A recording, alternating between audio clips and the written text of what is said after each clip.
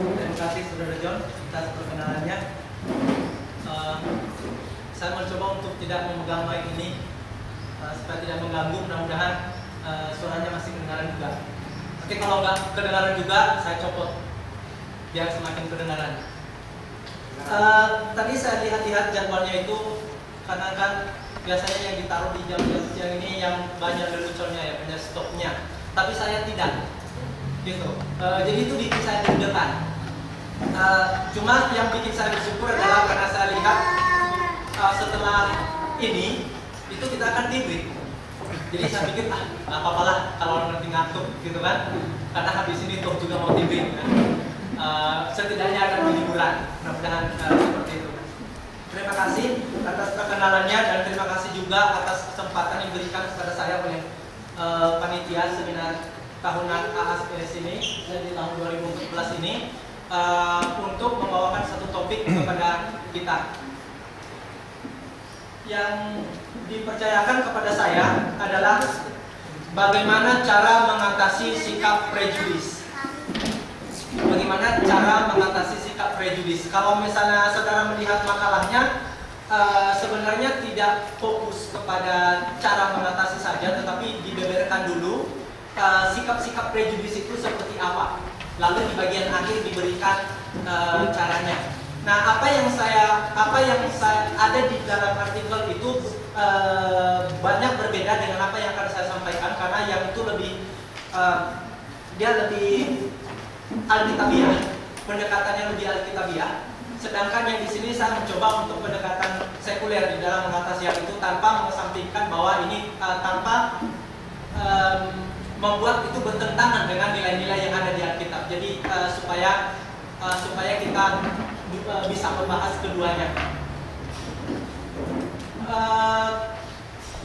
Di situ saya sengaja untuk menuliskannya dengan benar, gule.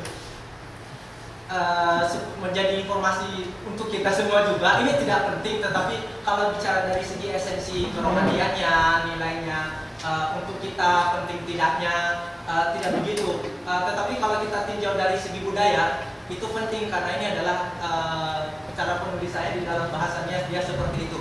Bacanya memang gule dan dituliskan seperti itu. Dan seandainya kita menuliskannya gulo juga saya sama sekali tidak keberatan, karena dari dulu juga tulisannya gulo gitu. Di KTP, di surat-surat lain semuanya gulo. Di rekening juga semuanya gulo. Jadi saya tidak akan protes kalau ada yang bagi saya juga gulo. Mau diartikan gula juga silakan saja. Silakan saja, tidak apa-apa. Saya gelo tidak apa-apa. Karena itu kan asumsi yang terbentuk sebelumnya, ya nggak sih?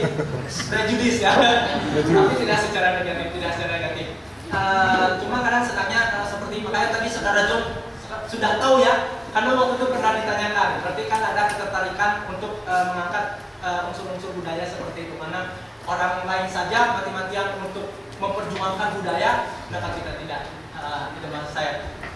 Saudara, topik ini sulit, khususnya bagi saya, karena saya tidak begitu ahli dalam hal yang seperti ini. Cuma kan biasanya pada saat punya prestige tersendiri ya, privilege tersendiri untuk milih gitu. Jadi saya ke bagian ini, tapi tidak apa-apa. Dari yang ada di dalam artikel, di situ ada definisi pengertian prejudis itu. Dan dari yang saya cari juga hampir sama dengan apa yang saya yang ada di situ. Kalau misalnya dibuat dalam istilah yang pendek, prejudis itu apa sih? Itu artinya prasangka. Pra dengan sangka. Jadi sangka, atau kalau kita balik lagi, berarti suatu kesimpulan, suatu keputusan yang sudah diambil sebelumnya, yang sudah ada sebelumnya. Jadi itu secara singkatnya. Kemudian prejudis itu, atau kalau misalnya dibuatkannya kan kata bahasa Inggris ya, sebenarnya kalau di Indonesia kan lebih ke sikap prejudis. Seperti judul yang diberikan kepada saya, jadi sikap prejudis. Kalau dilihat sebenarnya ini sifatnya negatif. Jadi kalau misalnya kita menghadapi sesuatu dan itu sikap kita terhadap itu adalah positif, itu pada dasarnya tidak disebut sebagai prejudis. Ini lebih ke sikap negatif. Sikap negatif seperti apa? Kesimpulan negatif terhadap apa? Terhadap siapa? Bisa terhadap informasi. Jadi sebelum saya mendengarkan informasi, saya sebenarnya sudah ada di sini. Apa itu? Sehingga ketika orang menyampaikan informasi itu, saya tidak terlalu fokus untuk memperhatikan detailnya. Saya lebih fokus untuk memperhatikan apa yang ada di sini. Jadi bisa terhadap informasi, bisa terhadap barang, terhadap HP misalnya, bisa terhadap seseorang. Kita berprasangka buruk karena dia sifatnya di sini negatif, berprasangka buruk terhadap seseorang, atau bisa terhadap suatu kelompok, entah itu kelompok kecil atau kelompok yang besar, bisa terjadi. Nah, saudara-saudara, isi artikel yang ada di situ saya tuangkan di sini, poin-poin besarnya. Ada prejudis terhadap kebenaran. Kita bisa memiliki prasangka buruk terhadap kebenaran, dan orang-orang Yahudi pada zaman Yesus merupakan contoh nyata, contoh alkitabiah tentang sikap-sikap seperti ini. Karena sampai Yesus atau juga nabi-nabi yang lain kalau di dalam perjanjian lama dan Yesus di dalam perjanjian baru sering mengeluarkan statement yang mengatakan bahwa orang Israel itu, bangsa itu kebal. Bangsa itu mendengar tetapi tidak. Sebenarnya punya mata, punya telinga tetapi tidak mendengar dan tidak melihat. Artinya tidak memahami. Nah, sebenarnya itu ada kaitannya dengan sikap prejudis mereka terhadap kebenaran yang disampaikan oleh Yesus, terhadap fakta tentang siapa Yesus itu sebenarnya. Ada kaitannya dengan hal-hal seperti itu. Kemudian, saudara-saudara, kita juga bisa prejudis terhadap orang lain.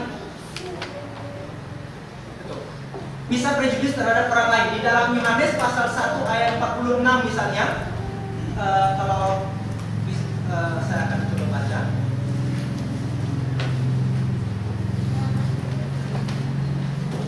Yohanes pasal 1 ayat 14.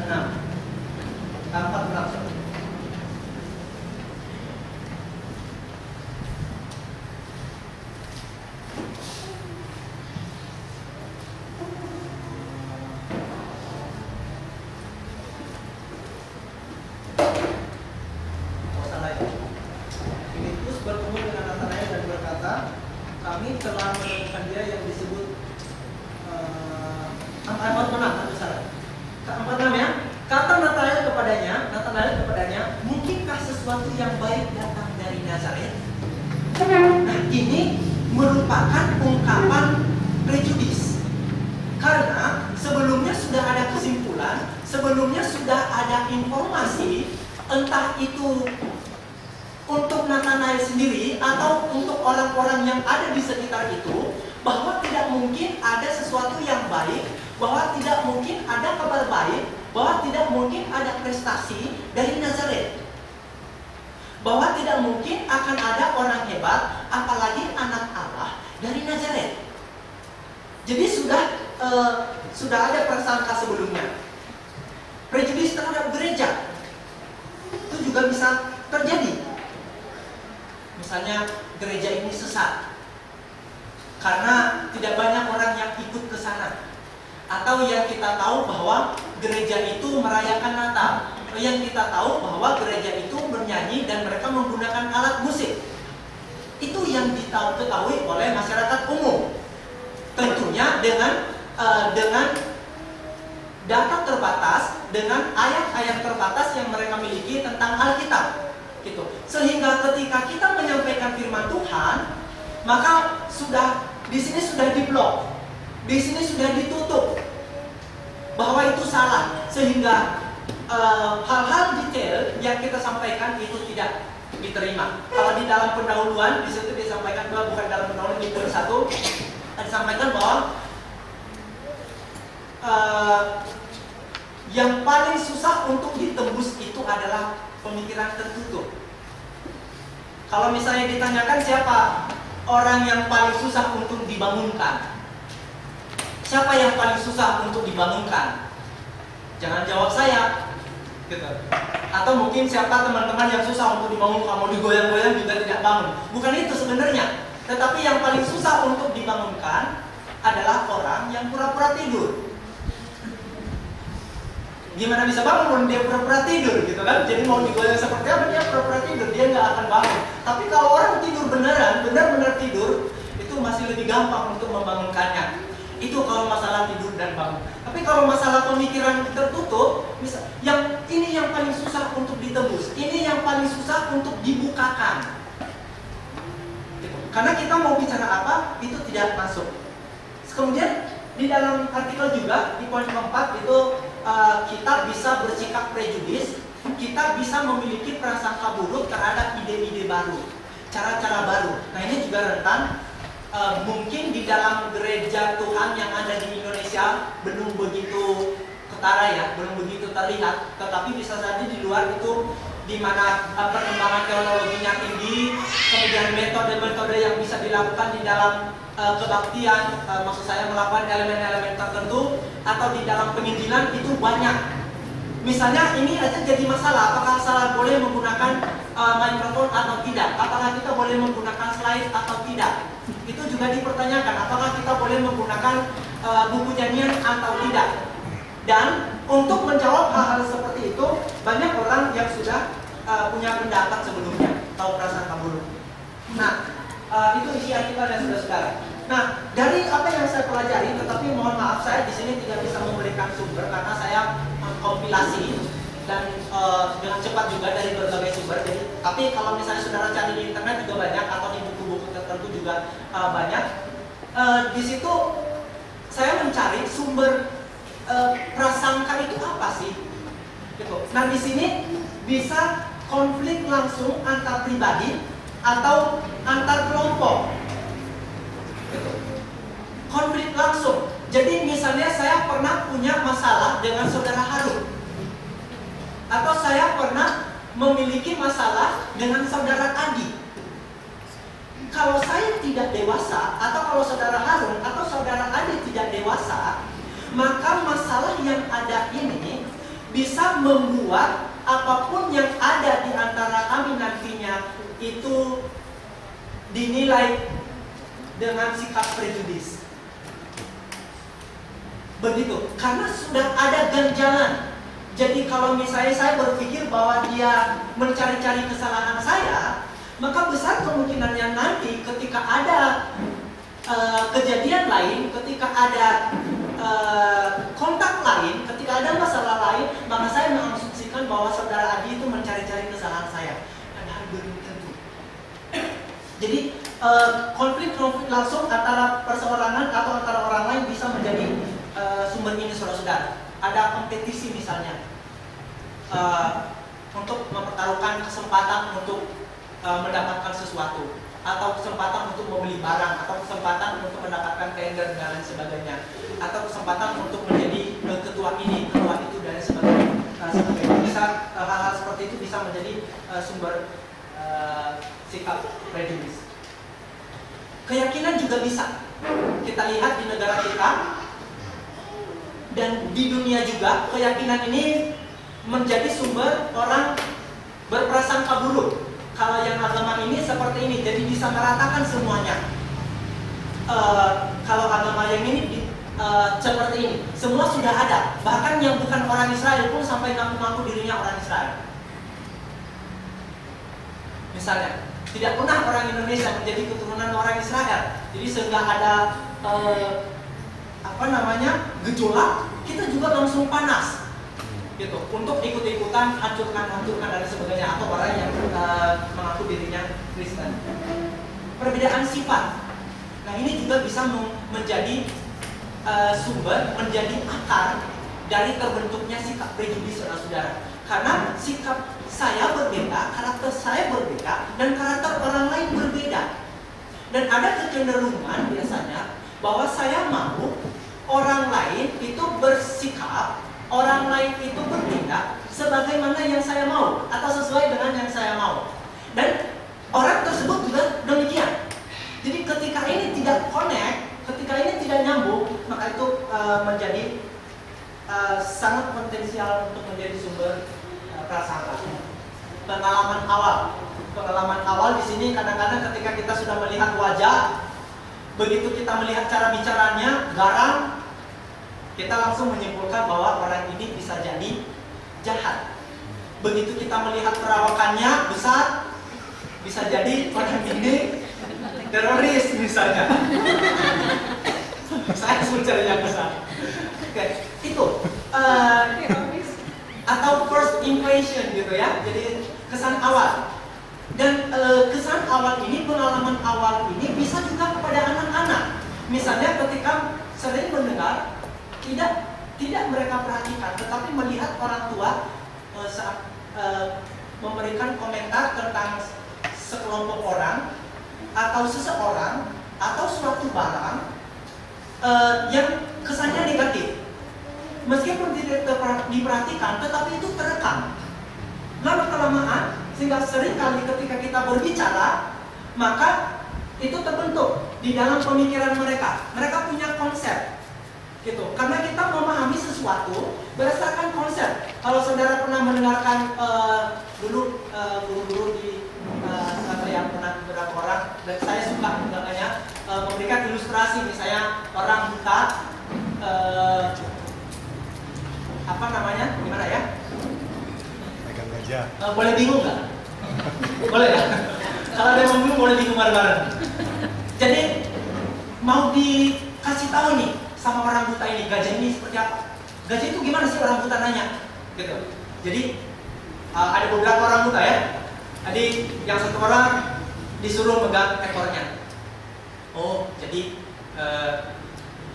gajah itu seperti sapu.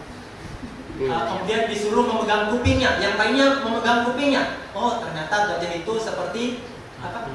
Seperti tampi atau seperti kipas. Dan begitu seterusnya, disuruh memegang perut. Oh, ternyata seperti apa? Seperti kerbau, begitu ya? Oke, seperti kerbau. Ternyata gajah itu seperti itu. Nah, nggak usah pusingkan ceritanya. Maksudnya di sini saudara-saudara adalah bahwa kita itu ketika anak-anak atau ketika kita belum memahami sesuatu itu seperti apa, kita berusaha untuk membuat konsep berdasarkan apa-apa yang kita tangkap melalui panca indera kita. Gitu. Apa yang bisa kita dapatkan dari situ? Lalu kita menangkap, oh ternyata sesuatu itu seperti ini. Nah, anak-anak pun seperti itu. Ketika kita melihat seseorang pun sebenarnya belum tentu dia itu sombong, atau sebenarnya belum tentu dia itu jahat, atau belum tentu dia itu tidak mau menegur kita. Hanya saja mungkin karakternya. Tapi karena kita melihat sepintas, maka kita melihat dan menginterpretasikan kemungkinan besar orangnya seperti ini. Nah, yang berikutnya kategorisasi sosial. Nah, ini biasanya yang sudah ada. Maksudnya sudah ada kategori-kategori biasanya. Kita tahu itu ya, tanpa merasa kecil. Misalnya, kalau misalnya dilihat, oh kalau orang Batak itu seperti ini. Biasanya kalau kita tanya orang lain, mereka bilang orang Batak itu seperti ini. Orang Nias itu seperti apa? Orang Nias itu seperti ini. Orang Jawa itu seperti ini. Nah, itu yang dimaksudkan dengan kategorisasi sosial. Jadi sudah ada. Nah, ini fakta. Jadi kita tidak bisa protes kenapa orang berpikir tentang semua ini. Tidak bisa. Tidak bisa. Saya tidak bisa marah. Loh, kenapa orang-orang berpikir tentang orang Nias seperti ini? Saya tidak bisa marah. Gitu. Bisa saja kalau misalnya pengetahuan saya masih sedikit, yaitu yang saya tahu adalah sebatas, oh tidak boleh dong bawa-bawa nama suku. Langsung saya marah dengan pengetahuan yang saya punya itu, saya marah, saya beradang, mengatakan, oh ini menyampaikan statement negatif tentang suku tertentu. Bisa jadi. Tetapi sebenarnya dari sudut pandang yang lain lagi, tidak. Karena kita bisa melihat bahwa kemungkinan data yang dia punya, hal-hal yang dia lihat selama ini kebetulan seperti itu. Gitu. Kenapa kalau misalnya kita bawa ke motor, aduh yang Honda itu tidak bagus, banyak sering rusak. Buktinya kalau misalnya kita lihat ke bengkel, si Honda, adanya Honda, gitu. Langsung kita mengatakan, wah berarti tidak bagus. Padahal ada berlapis-lapis faktor di belakang itu yang membuat kita salah. Karena bisa jadi sebenarnya produk yang banyak tersebar adalah Honda, gitu misalnya. Makanya banyak juga yang misalnya presentasinya. Jadi hal-hal seperti itu, saudara-saudara. Kemudian stereotip atau stereotype di dalam bahasa Inggrisnya. Nah ini orang biasanya mengatakan ini penyamarataan, tetapi sebenarnya bukan. Dengan konsep yang sudah ada tadi di kategorisasi sosial, kita langsung ketika orang Jawa seperti ini. Lalu ketika saya melihat orang Jawa, ada orang Jawa yang lain, saya berusaha untuk mencocokkan karakter-karakter itu, ciri-ciri itu kepada apa yang sudah saya punya di sini. Itu, jadi yang saya cari itu.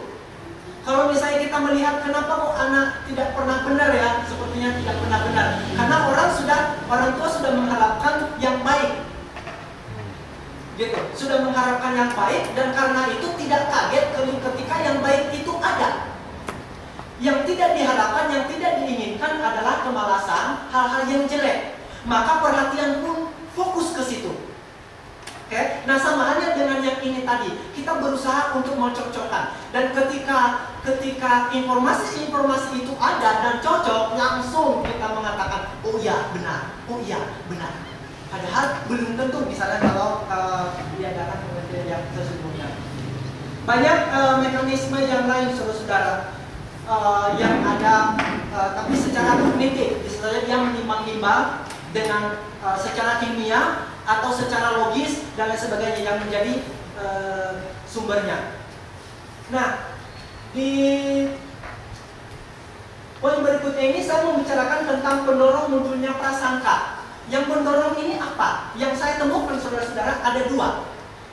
Bisa jadi untuk meningkatkan citra diri, atau konsep diri, atau harga diri. Pada dasarnya mungkin ini bisa dipilah-pilah ya oleh ahli, bedanya citra diri dengan harga diri dan konsep diri. Tetapi pada sini kita kategorikan sama saja.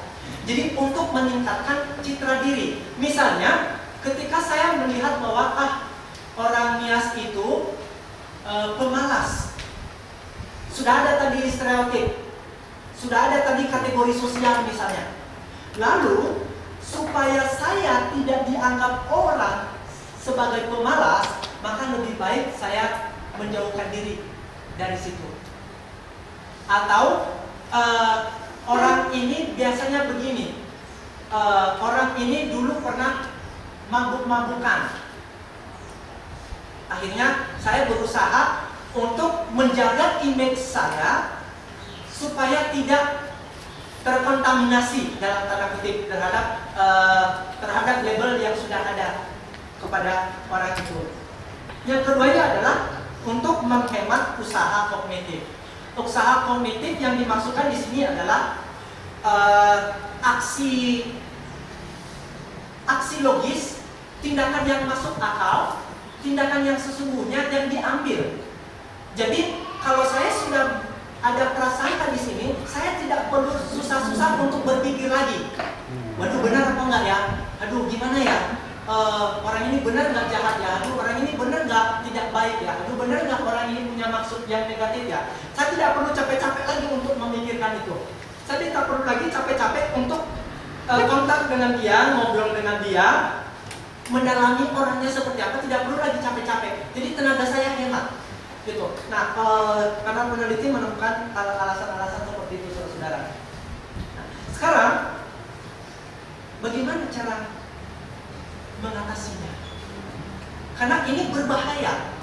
Ini menjurus kepada diskriminasi. Karena kalau kita sudah prejudis, karena kita sudah tidak suka, kita nanti mau tidak mau cenderung mendiskriminasi orang itu. Kita berbuat tidak adil. Dan itu berbahaya sekali di dalam jemaat. Sehingga orang nanti bisa melihat orang tertentu merasa, aduh kenapa kok bapak ini, aduh kenapa kok ibu ini seakan-akan tidak suka sama saya ya. Kenapa ya? Itu bisa menciutkan dia, bisa menjatuhkan semangat dan sebagainya. Jadi sikap prejudis ini bahaya sekali. Bagaimana cara mengatasinya? Ada beberapa juga. Yang pertama adalah memutuskan siklus prasangka. Memutuskan siklus prasangka. Siklus prasangka ini banyak yang jadi menjurus kepada semua hal yang membuat kita berprasangka buruk. Misalnya kebencian.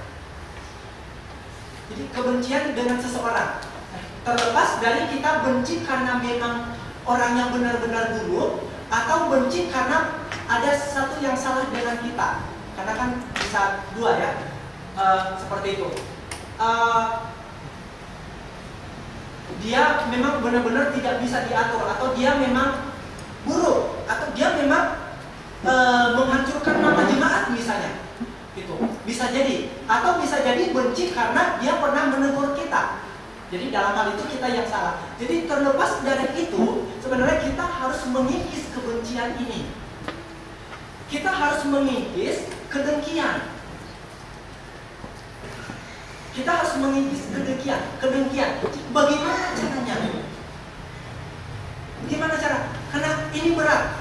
Karena di satu sisi sebagai manusia kita ingin bersaing, kita ingin maju, tetapi ada kalanya orang lain sudah duluan. Dari segi ekonomi misalnya, seperti itu. Dari dulu saya ingin punya rumah misalnya. Dari dulu saya ingin punya mobil. Aduh, belum punya mobil juga. Orang lain sudah dulu punya mobil. Nah, seperti itu. Jadi kita harus memutus hal-hal seperti itu. Bagaimanapun caranya. Kemudian yang lain adalah berinteraksi secara langsung. Ini tadi, kita jangan menghilangkan usaha kognitifnya. Kita harus melihat secara langsung. Kita harus bercakap-cakap dengan orang itu. Meskipun orang lain mengatakan bahwa orang ini seperti ini, orang ini seperti ini. Dengan tujuan saudara-saudara untuk menemukan itu benar atau tidak. Gitu. Dan kalau itu tidak, kita bisa balik ke orang yang berpikir salah tadi untuk bisa mengikis konsep yang telah mereka punya tentang orang itu.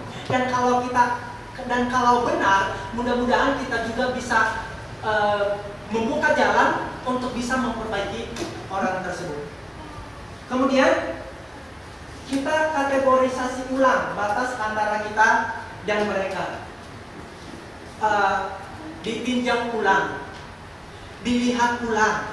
Ini termasuk dengan diri kita juga, saudara-saudara. Kita mengkategorisasi ulang. Selama ini, apa konsep yang kita punya tentang diri kita? Apa? Selama ini kita berpikir kita ini orang seperti apa? Apakah kita berpikir bahwa kita orang yang pemalu? Gitu. Atau kita berpikir bahwa diri kita adalah orang yang tidak mencolok secara intelektual. Misalnya nilai saya di sekolah biasa-biasa saja misalnya. Kita lihat ulang. Atau sebaliknya kita berpikir bahwa semua yang saya lakukan itu benar. Nah, kita perlu mengkategorisasi ulang ini. Kita perlu meninjau ulang ini. Apakah memang betul bahwa semua yang kita lakukan itu benar? Bahwa semua tindakan kita itu, bahwa semua cara kita bicara itu benar? Apakah semua cara kita melihat itu, apakah semua cara kita bergurau itu benar? Kita perlu meninjau ini. Kemudian